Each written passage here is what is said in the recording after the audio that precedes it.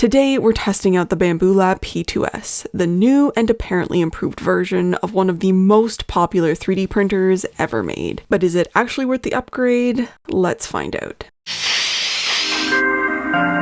We're going to start off with getting this machine out of the box and set up. As always, I include video chapters if you want to jump ahead to the prints. But if you're still here, I'm going to quickly run through the most important specs while I unbox this printer. The P2S is an enclosed Core XY style machine that has a build volume of 256 millimeters cubed. The hardened steel nozzle can reach temperatures of 300 degrees Celsius, while the build plate has a max temperature of 110. It includes an upgraded built-in camera with print failure detection, adaptive airflow, and an upgraded touchscreen. You can also use it with an AMS unit for multicolor 3D printing. As with most enclosed style machines, the majority of your unboxing time is going to be spent taking a bunch of stuff out of the printer. The accessory box houses the touchscreen that we'll need to install, the external spool holder, as well as the power cord and AMS cable. In the very bottom, there's also a package of PTFE tubes. But before we can get to any of that, we'll first need to remove the AMS from within the printer. For this, we'll need the larger of the two hex keys, because we'll be removing the bolts that are marked with the red circles to release the AMS unit. We're going to set this aside for now and go back inside the printer to remove some other bolts. Again, these tend to be very visibly marked with those red stickers. There are 3 more that are holding the plastic housing that was keeping the AMS in place, but then there's also a 4th one at the very back center of the build plate to remove. After that, you just have a lot of packaging to deal with within the chamber. There's foam padding, there are these red clips to snap off, more foam padding, and then it's onto the zip ties keeping the hot end in place. Since that was all of the packaging needed to be removed from the chamber, I also reinstalled the glass top, and then it was on to installing the touchscreen. First step was of course removing packaging from that. There are actually instructions on the back of the screen to show you exactly what you need to do. Just make sure that the prongs are facing towards the left of the printer before connecting the screen cable. Once it's connected, you line up those prongs into the mounting holds and push towards the left to lock the screen in place. Then it was to unboxing the AMS, or really just removing all of the plastic sheeting from the AMS. The P2S combo comes with the AMS2 Pro, which is the upgraded AMS unit. So this is the one that's capable of filament drawing as well as some other quality of life upgrades. All of the installation for this is going to be happening at the back of the machine, starting with connecting the PTFE tube that's already connected to the hub to the back inlet, and then it's on to plugging in the AMS cable from the back of the AMS unit to the top of the hub. There are a couple of connection points on each, but it doesn't matter which one you plug it into. Next is attaching the PTFE tubes. The machine comes with 3 different ones, and you're going to be using one of the longer ones to go from the back of the AMS unit to one of the hub connection points, which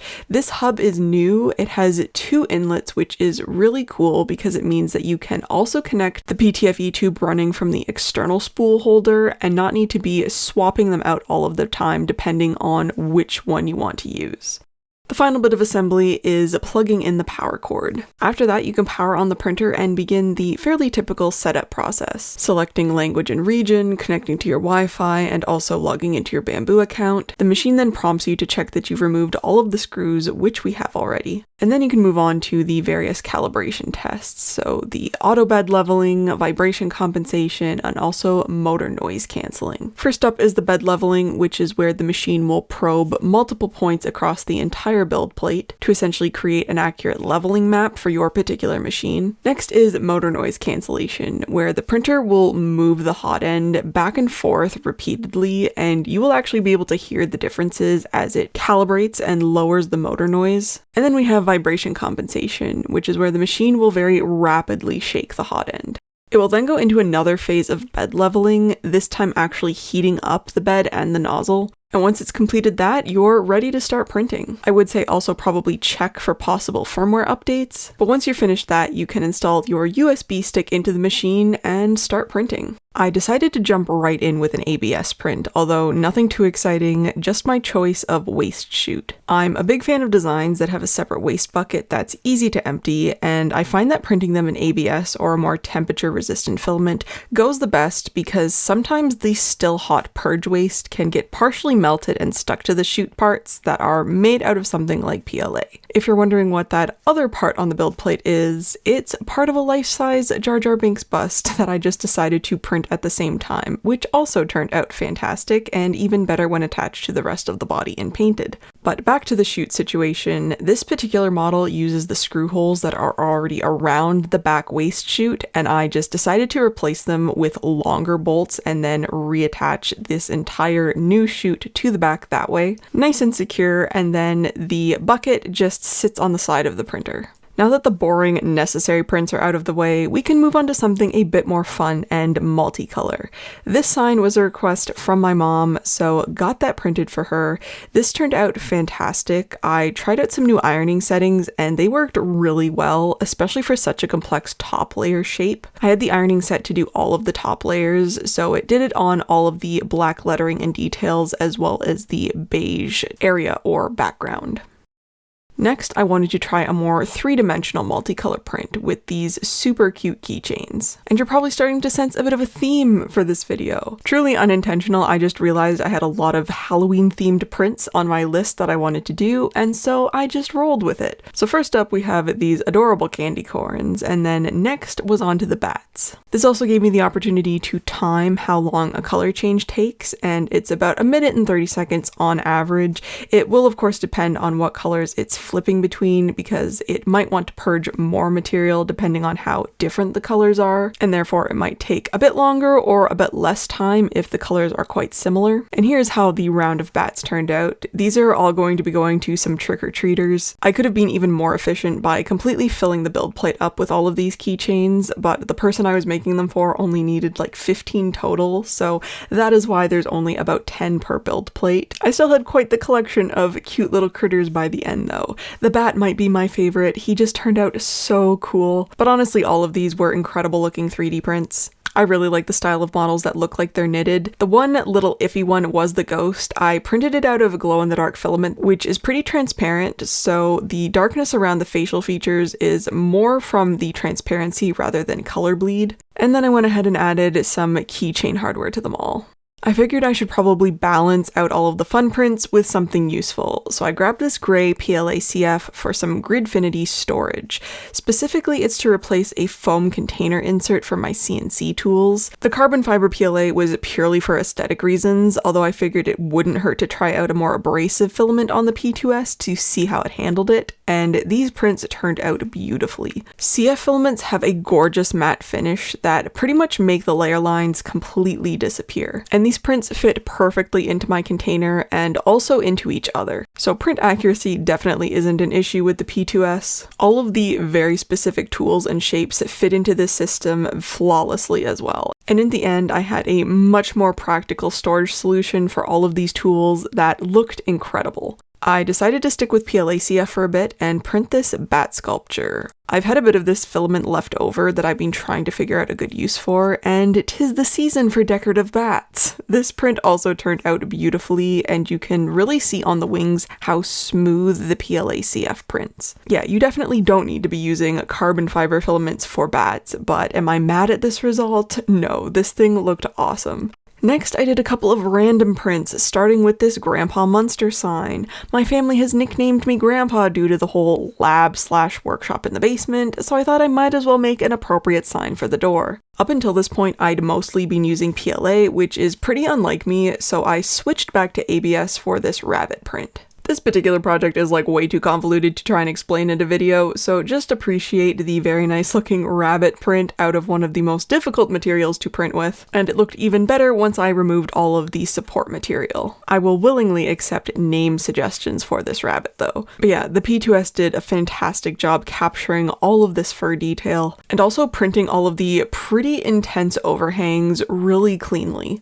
I'd been wanting to print and try out this top feed filament rack for flexible material, and I figured this was the perfect opportunity to finally do that. I also printed these parts in ABS, and this thing is very well designed. It has these print in place parts that rotate and have hinges. The P2S again had no issue with printing everything really well, but I couldn't actually properly install this onto the printer because the P2S has the new light bar housing along the left side that gets in the way of being able to clip things onto the frame the same way like you used to. I still used it though because it seemed stable enough, not that I'd necessarily recommend doing this yourself. From there, I fed the TPU directly into the extruder. Typically, you'd probably want to still insert a small piece of PTFE tube, but apparently I couldn't be bothered with that on this day. But even with this slightly concerning setup, the P2S did a fantastic job printing this TPU, which is for an airbrush grip. I was honestly really impressed with this. It was also kind of some old and open TPU, so the fact that this piece looked this good and also fit this well was a relief, and I can't wait to start using this while painting. It's going to save me from a lot of hand cramps.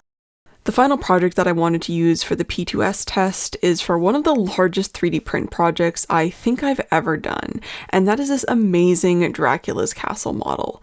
This thing is so detailed, it involves almost 30 build plates worth of pieces because everything is separated by color to minimize the possible filament waste. You actually don't need a multicolor system for this print because the color changes are in solid layers, so you could just swap the filament out for the next color manually. I will say I was very thankful I did have the AMS and the ability to have the machine swap colors automatically because this was a very intense project. That being said, I think it was 1,000,000% worth it though. All of these parts are just so detailed and gorgeous. There are all of these really cool window and door details that I used some transparent red PLA for so that it will look like stained glass when I actually add the lights into the castle, because yes, there are even LED lights that you can add to this thing. Just so many cool details that yes, will take you a while to get through and you will end up with an absolutely insane amount of pieces by the end. I don't think this was actually all of them on my table because there were so many I couldn't fit them all, but I got everything printed before I started any assembly, and I just used some super glue to attach everything together. There are thankfully some very well done and detailed instructions for assembly of this castle, so this was way more of a fun afternoon project rather than stressful putting all of these parts together. I mean, I basically just printed myself a model kit to now build. In total, this ended up being about 3 kilograms of filament and 6 days worth of calculated print time. So going to take you a few days longer most likely unless you're deciding to like immediately start the next print job right after the last one's finished. The last bit of assembly was adding the LED lights in, which this is a printable piece that you wrap in an LED strip, and then the castle itself stays as like a top and bottom section. And here is what Dracula's castle looked like all put together. The details on this thing are absolutely insane. This is such a phenomenal looking 3D print. Just every individual piece looks amazing, and then when you put them all together, you get this incredible display piece. Yes, this project did take quite a lot of printing hours, but I think it was 100% worth the effort.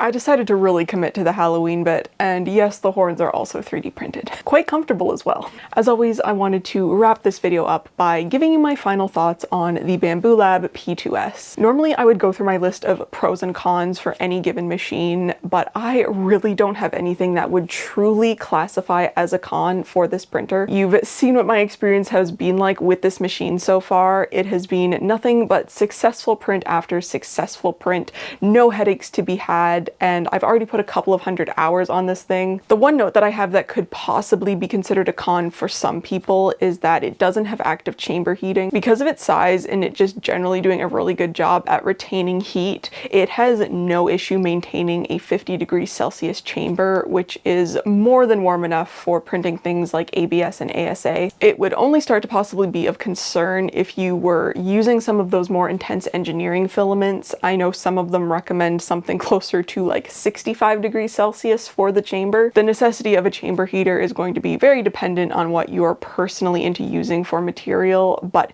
for anyone who is also into using ABS or ASA for pieces like I mostly am, then this printer does a beautiful job handling it even without there being active chamber heating. The other thing that I wanted to just make sure that I mentioned in this video is that not all P1S prints and accessories are going to work with this printer. The P2S visually seems quite similar, if not the same, and there definitely are a lot of similarities in terms of like the outer shell and casing and setup and everything, but you saw how I couldn't actually attach the top mounted spool holder properly on the one side, since the new lighting bar and like housing that's all along that side stops you from clipping anything onto the frame there. But then at the same time, I had no issue attaching the waist chute on the back because all of the screws are still in the same spots. I just wanted to mention it because I know there are already a ton of awesome prints available for the P1 machines, and I'm sure a lot of them are still going to be compatible, but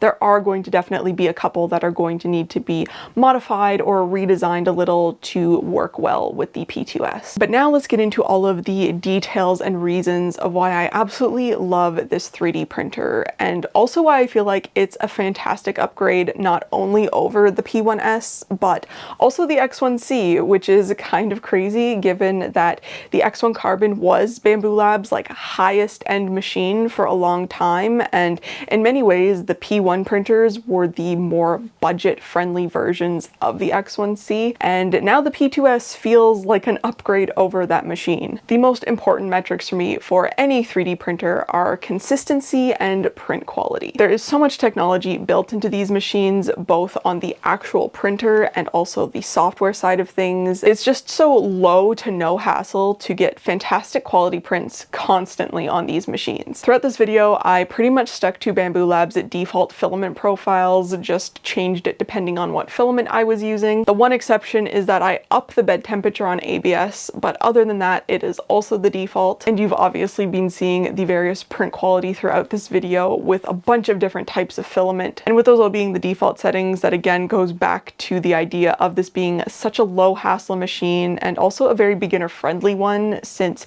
you're not having to know all of the knowledge of modifying filament profiles and temperatures to get better quality prints off of your machine. Even when you do have the knowledge and experience, it is just so nice to not have to deal with the hassle of modifying filament profiles to get filament to work on a machine or make the print quality better on any given 3D printer. In terms of other things that fall under user experience, you of course have the benefit of being able to use the Bambu Handy app with the P2S. It means you can check on your print's progress thanks to the camera in this machine. It will also notify you if there are any issues detected. The camera also has an AI print failure detection, so if the camera detects anything that looks like spaghetti, as it's frequently referred to, it will pause the machine and send you a notification to say like, hey, this is what this machine detected. You can pull up the app and see if there is in fact an issue with your print job. I had it give me like a false alarm once, and I think it was just like the shape of the castle turrets just looked kind of spaghetti-like, and it kind of freaked the camera out. If you are working on a print job that has those more unusual shapes that do seem to like trigger the camera in thinking there's an issue with the print job,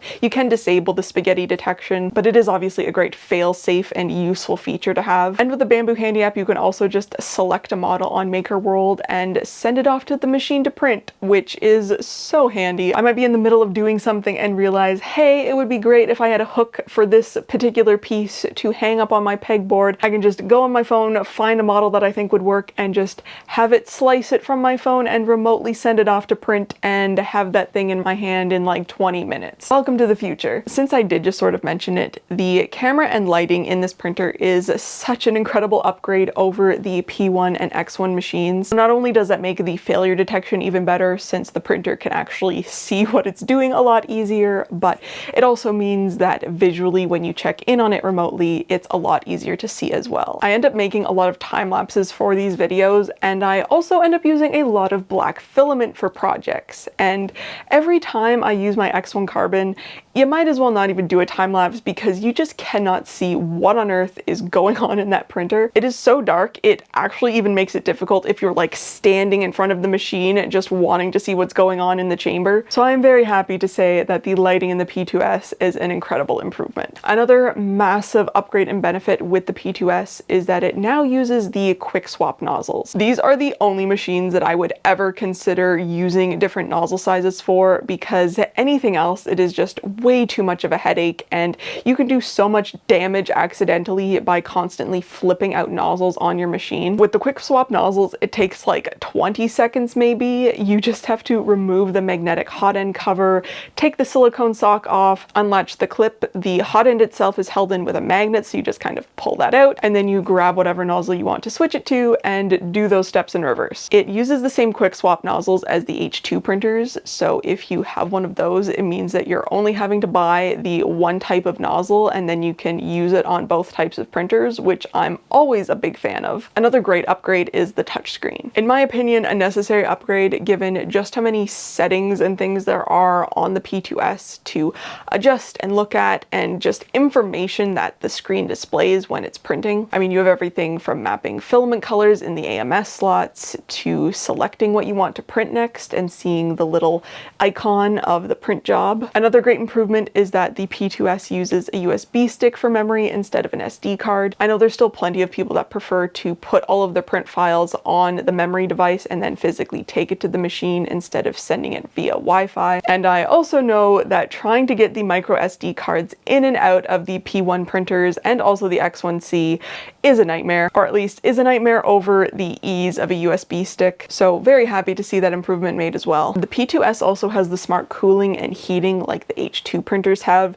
It's not something that I can really visibly show you unless I find some like X-ray diagram here of how this works. Basically, it knows, depending on what type of filament you're printing, whether to open the vents or close the vents on the machine to retain the heat, which is another reason why it retains the chamber temperature so well. But it also means that the machine can pull cold air from the outside, as opposed to most enclosed machines are just kind of circulating the air throughout the chamber. It's also why it's typically recommended that you take the glass top off and you open the door to allow for colder air into the chamber. But with the P2S, it does mean that you technically can keep both the glass top on and the door closed at all times, regardless of what you're printing. I personally can never be bothered to remove the glass top, but I was about 50-50 for whether I remembered to leave the door shut or pull it open. Just kind of out of habit, I'm used to always leaving the door open on enclosed machines when they're printing PLA, but technically you can always leave the door closed, and it also means that the machine will run a little quieter since it will become fully enclosed again. I'm also a big fan of the dual inlet filament hub that this machine has that allows you to attach both an AMS and the external spool, which is one of the most common printer modifications that I've seen for P1 and X1 printers. So it's really cool to see that that is now built in. So if you are using a roll of filament that you don't want to run through the AMS, whether it is maybe a 1/4 kilogram spool that won't fit in the AMS, then you don't have to disconnect the PTFE tube from the AMS and reconnect the external spool holder PTFE tube and all of that headache. It can just now always be set up ready to go, whether you want to use an AMS or the external spool holder. I would assume it also means that you can attach 2 AMS units to the hub instead of one AMS and the external spool holder, but I will put a note here if that's not the case. Speaking of the AMS, I just wanted to mention how AMS units are great for more than just multicolor printing, especially the AMS2 Pro. It can also be used as a filament dryer, but personally I'm constantly using my AMS units to do the auto refill on filament rolls. I do a lot of large scale props. I go through filament like it's water, and having the machine be able to use up the end bits of one roll and then automatically switch to a brand new roll without me having to do anything is so convenient. A lot of the time I also use my AMS units as storage for my filament, or I will keep my most used filaments always loaded in the machine so that those times when I see something on Maker World and I just want to remotely send it to the printer, I know that it already has all of the filament that I need already installed on the machine, and so I can like be upstairs doing whatever, be like, hey, I need this. Oh, that machine already has that filament that I want installed on it, and just click print and wait for it to be done in a couple of hours. Obviously, the AMS is great for those times that you do want to do a multicolor 3D print, but I just wanted to mention that there's a lot of other use cases for the AMS units than just multicolor printing. If the P2S is a 3D printer you've been looking into, then I definitely think it's an amazing choice. It's reliable and consistently produces great quality prints. Bambu Lab software is incredibly user-friendly, which makes this a great choice for a beginner that wants an enclosed machine. Overall, the P2S is the epitome of when you want the 3D printer to be a tool and not the hobby itself. If you'd like to find out even more information about the Bambu Lab P2S, there will be links in the description box along with links to all of the models that I printed throughout this video. But that is everything, so thank you so much for watching, and I will see you in my next video.